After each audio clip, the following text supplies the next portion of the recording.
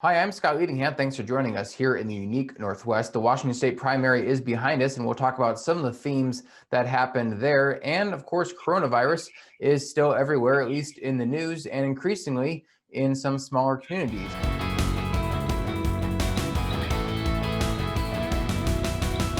So Enrique, you do cover Yakima, you're based there, but you often are found wandering all throughout central Washington, and that is a very large geographic area. You found yourself up north recently from there in Okanogan County, and specifically the town of Brewster. What took you there? Simply put, cases have been surging there very recently. Since the start, Okanogan County has had close to 800 cases, but about 300 of those cases came in just the last 2 weeks alone. So that's a huge increase, and it doesn't seem to be slowing down. So I went to go check it out. And basically what I kept hearing over and over again is that a chief reason is community spread. Some people are just not taking the pandemic seriously. And there's also concern that the virus is spreading in the agricultural industry there. Already 2 workers from Gedber's farms have died, and they came from abroad on H-2A visas. Actually, that might be another source of coronavirus for this community, is those workers who come from abroad, because as part of the H-2A visa process, there's certain checks, but nobody is testing for coronavirus within these workers, not the American government or the Mexican government, which is where most of these workers come from. And, in both of these places, cases are surging. And so it just makes sense that potentially these workers are also bringing in the coronavirus as they come in to, for the cherry harvest and for the apple harvest. Enrique, is it fair to say that health officials there in Okanogan County and at the state level are worried about that region becoming another blow up or hotspot like we've seen previously in Yakima and the Tri-Cities region, especially in agricultural operations? Is that really a big concern? Yeah, definitely. And not just with those state and local officials, but also with community organizations or statewide organizations that advocate for people like farm workers. The worker deaths have already drawn scrutiny from state investigators about working conditions at Gedber's farms. And this week, the county health department has asked county leaders to issue some kind of proclamation to encourage people to take this seriously, to wear masks, and to social distance. County leaders seem really hesitant to issue any kind of mandate because that could be interpreted as an infringement of basic civil rights by some residents. On the similar topic of farm workers and safety measures, this also gets into some elections news. You were recently covering a little bit of, I guess, rally is the right term, or protest or demonstration in several cities there in central Washington throughout the 13th legislative district. This is for state house race. And that had to do with what one of the candidates, the Democratic candidate, was calling for in terms of a boycott on fruit.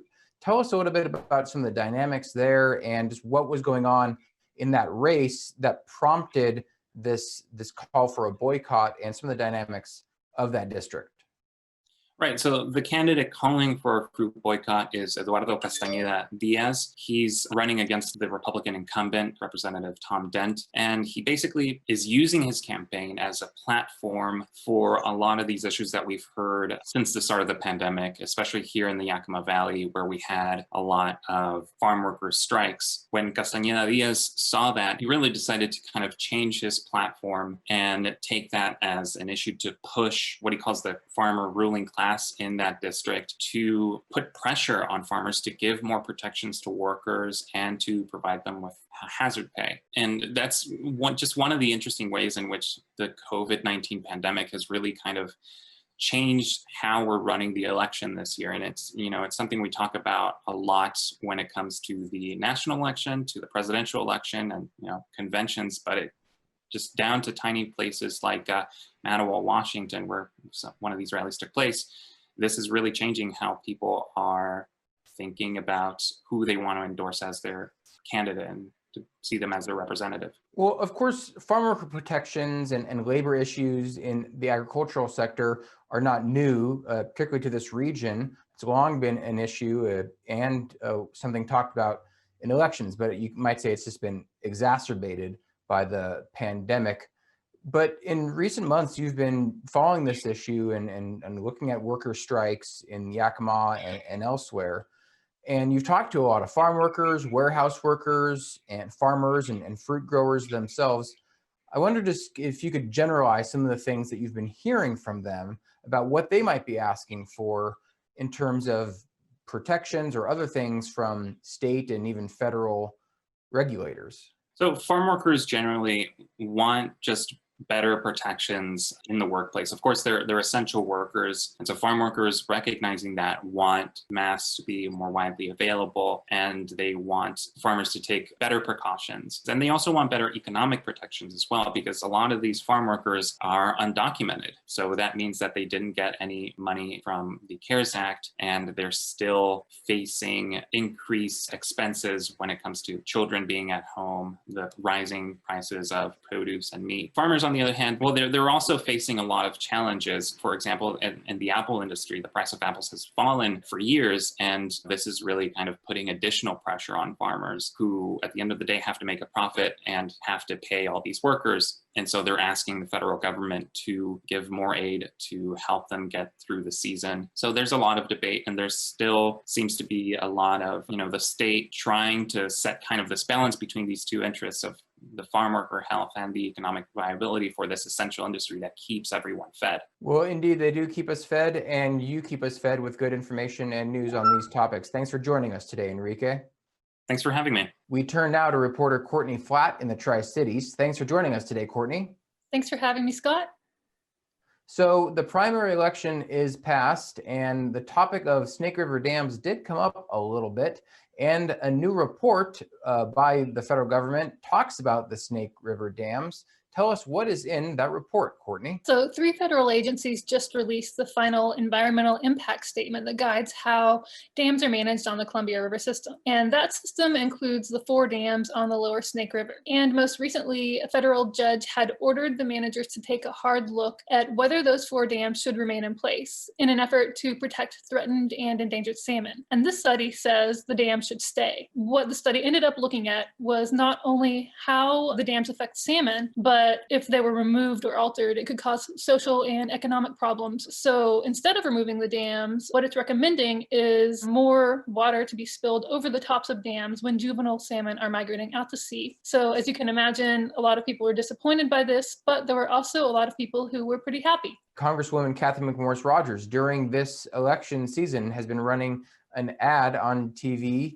saying that people who wanted to take down the dams are, quote, extremists. So that is definitely not subtle language from her right there. So I'm curious generally around the sort of the political galvanizing topic, particularly people like Cathy McMorris Rodgers and her counterpart in the 4th Congressional District, Dan Newhouse. What have they generally been saying about the dams? They've been very supportive of the dams. And right after this study came out, Newhouse, McMorris Rodgers, and Jamie Herrera Butler called the dams the lifeblood of our region in a statement. But one thing to note, actually, is that if fish advocates and environmental groups ever want the dams to be removed, they're going to need to have the support of Congress. So it is definitely not a cut and dried or an open and closed issue. It's probably going to be going on for quite a while. So another thing that we hope isn't going on for quite a while, fires in the region, at least not through this fire season, but realistically, those are a thing that we will always deal with. We hope, though,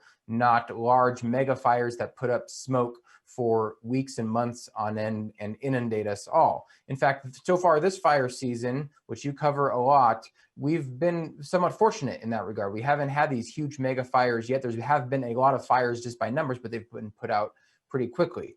You've covered a lot of fires this year and in years past, and I wonder just how fire managers and forecasters are feeling about the rest of this summer. It's been pretty hot recently, pretty darn dry out there.